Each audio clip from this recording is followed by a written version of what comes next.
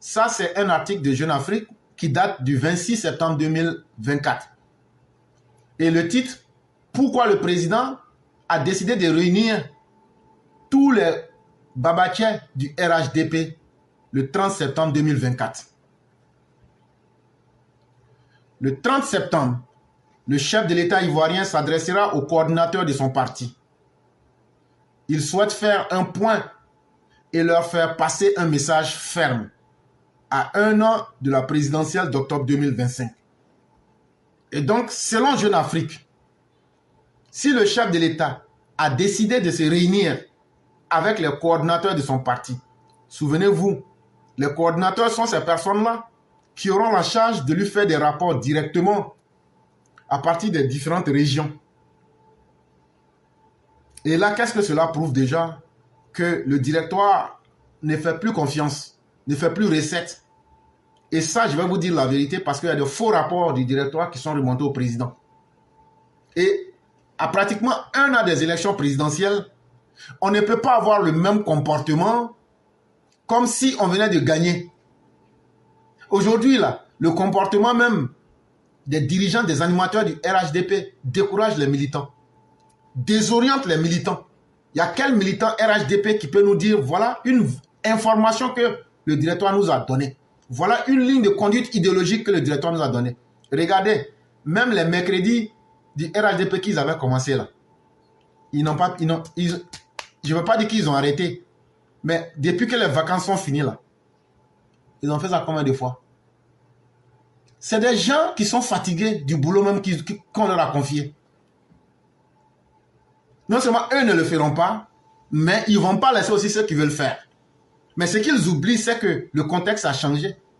On n'est plus en début de mandat, on est en fin de mandat. Et donc les comportements doivent obligatoirement changer. On doit aller à la conquête des nouveaux militants. On doit convaincre. Le e-militant là, demander au directoire de nous faire un bilan du e-militant, c'est un échec. La réinscription des jeunes majeurs là, demander au directoire de faire un bilan, c'est encore un échec.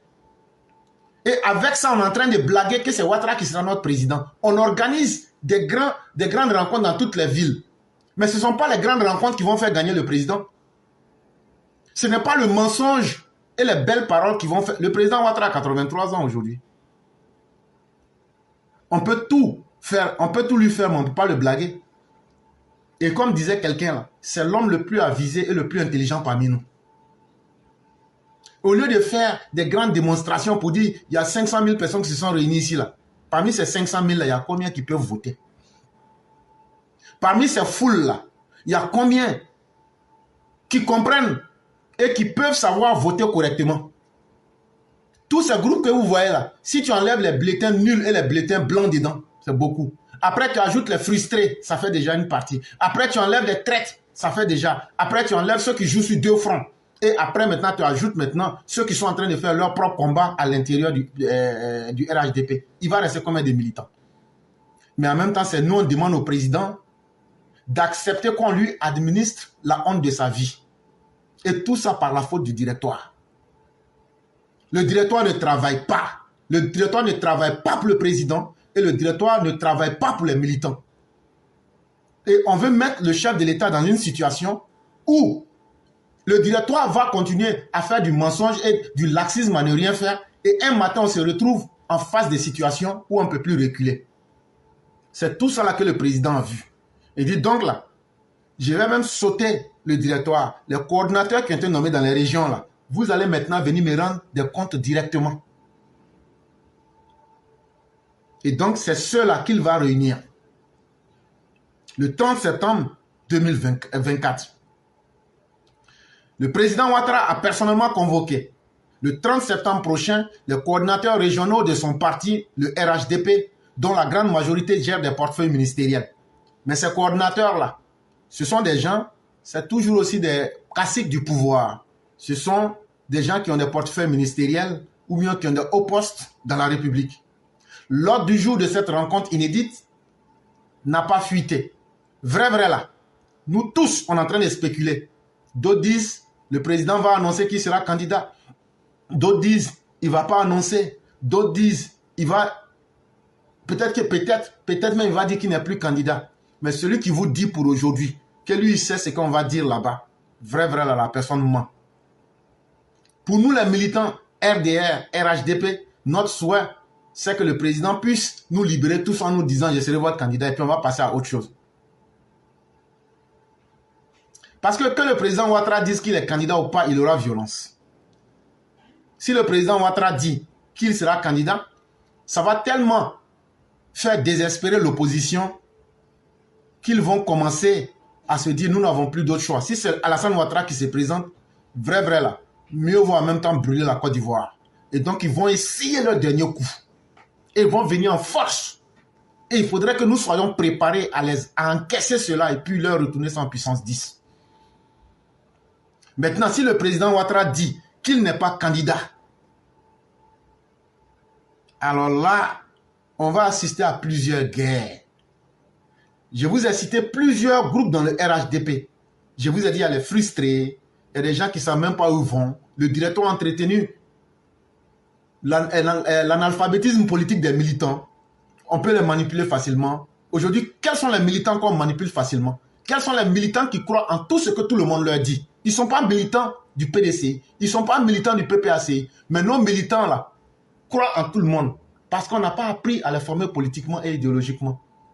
Et c'est un sentiment qui a été entretenu. Est-ce qu'une personne comme ça peut aller voter correctement? Est-ce que cette personne ne va pas aller vous donner un bulletin blanc? Ou bien un bulletin nul même? Non, ça n'intéresse pas le directoire. Et ce que je disais qui m'intéresse ici, on a ceux-mêmes qui pensent aujourd'hui qu'ils peuvent être présidents en Côte d'Ivoire. Ils ont tissé leur lien dans l'opposition. Eux jouent sur deux fronts. Dès que le président va dire qu'il n'est plus là, Haya, j'ai dit, eux vont se lever maintenant là pour dire, pour Djafoul. Ceux aussi qui pensent aussi qu'ils peuvent être présidents parce que eux là, ils sont proches des militants là. Eux aussi vont se lever. Donc eux vont devoir se combattre entre eux d'abord. Et donc on va assister dans chaque parti politique, on va assister à une guerre implacable de positionnement. Et ça sera tous les partis. Et c'est là maintenant que Soroguium va être très à l'aise pour entrer dans le jeu politique. Parce qu'il fait partie des hommes politiques les plus violents et les plus sanguinaires. Et il va activer avec une force inimaginable toutes ses forces pour revenir dans la scène politique. Parce que ce qui le ferait aujourd'hui, c'est la présidence d'Alassane Ouattara. Et donc, tout le monde s'attend à une décision du président Ouattara quant au fait qu'il va quitter ou qu'il ne quittera pas. Mais ce que je viens de dire là, la décision qui arrange la Côte d'Ivoire aujourd'hui, c'est de créer une seule guerre, plutôt que d'en créer une guerre dans tous les partis politiques et dans tout le pays. Parce qu'en disant que je suis candidat là, ça tue toutes les velléités dans son parti, qui est le RHDP. Et ça fait que l'opposition va se mettre en bloc pour dire, ah, il dit il va se présenter. Donc là, on est obligé maintenant là d'aller et puis maintenant de frapper un coup. Là au moins là, on sait que ça sera une force contre une force. Mais s'il dit qu'il n'est pas candidat, ah, comme je le dis, il aura d'abord des guerres dans tous les partis politiques. Après ces guerres-là, les vainqueurs de chaque parti maintenant doivent s'affronter. Et là, comme l'opposition sait qu'elle n'a pas un argument sur le terrain, c'est la violence qui va donc dominer. Surtout, venant de l'extérieur, on va assister à une déstabilisation complète de la Côte d'Ivoire. Donc, quand on fait la balance de ces deux réalités, il est mieux que le chef de l'État puisse être candidat. Guerre de leadership, ce n'est pas la première fois que le président Ouattara prend cette initiative. Il a déjà par le passé exprimé auprès de certains de ses ministres son agacement face au manque de résultats, mais aussi face à la guerre de leadership que se livrent les ténors du parti au pouvoir. Et donc, il ne faut plus décomplexer le message. Il y a une guerre de leadership entre les différents caciques, entre les différents barons du RHDP. L'une des raisons de cette réunion-là, c'est de dire la vérité aux uns aux autres. Ça sera aussi une réunion de vérité. Mais pour vous dire la vérité, là, la réunion a été déjà tenue. La réunion a été déjà tenue. Ils vont mettre ça dans un bon français. Ils vont assaisonner avec adjuvant. Ils vont mettre sel. Et puis ils vont mettre un peu de piment. Et puis ils vont mettre un peu de... comment on appelle ça? Polo dessus. Pour dire ça dans un bon français. Et puis ça va passer. Sinon la vraie réunion, ça s'est tenu. La vraie réunion là, les vérités crues ont été déjà dites aux uns aux autres. Ceux qui ne sont pas prêts, qu'ils quittent. Ceux qui sont des traîtres, qu'ils partent se faire voir ailleurs. Ce n'est pas la première fois que le président a dit, c'est ce que le président avait dit à Mabry, tu peux aller te faire voir ailleurs. Mabry, si ce que j'ai dit est faux, là, il faut sortir pour dire j'ai menti. En 2020, là, quand Mabry a dit, si lui n'est pas candidat, là, lui va quitter, là, le président lui a dit, tu vas te faire voir ailleurs. Propre. Et ça, là, vous vous souvenez tout dernièrement, là, la réunion qu'ils ont tenue au siège, là, eux tous, ils savent très bien déjà. Mais ils vont seulement assaisonner pour ne pas leur coller leur honte de leur vie, là. Ils vont assaisonner avec adjuvant pour venir mettre ça dans le français. Mais nous, on va expliquer ça aux gens. Sinon, la vraie réunion, là, ça a été tenu, c'est les résultats, ils vont mettre dans le français, bon, joli, joli, pour venir dire aux gens. Mais le président les a déjà mis au pas. Si tu ne veux pas quelque chose, tu quittes dedans. Il entend cette fois mettre un terme à ce dysfonctionnement qui fragilise les activités du RHDP. Et c'est justement ces guerres de leadership-là. Les gens ne font pas franc jeu avec le RHDP. D'autres sont là. Si ce n'est pas eux, le RHDP là, eux vont dire devant les gens en public, oui, on va faire gagner le président. Mais la nuit là, ils disent là, on s'en fout. On s'en fout. Et donc là, ils vont mettre cette division qui fragilise le RHDP là. Il y a des vérités qui leur ont été déjà dites.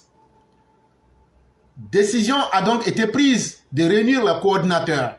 À la suite d'une réunion du Présidium, l'instance de décision du parti le 9 septembre 2024. L'objectif est bien sûr la présidentielle d'octobre 2025.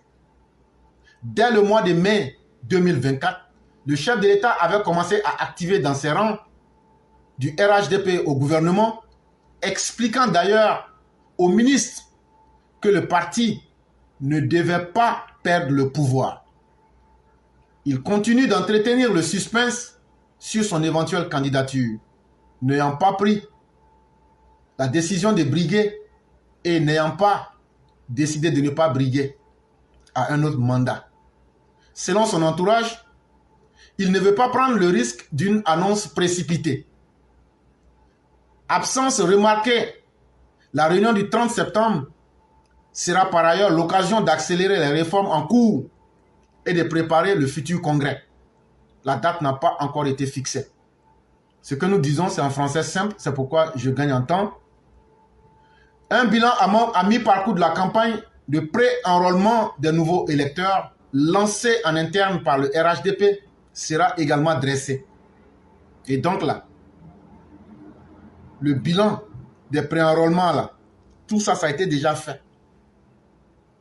La révision de la liste électorale est particulièrement scrutée par l'opposition, qui en fait l'une de ses principales revendications dans une déclaration commune signée le 21 septembre 2024 à Beaunois. C'était un article de Jeune Afrique du 26 septembre 2024.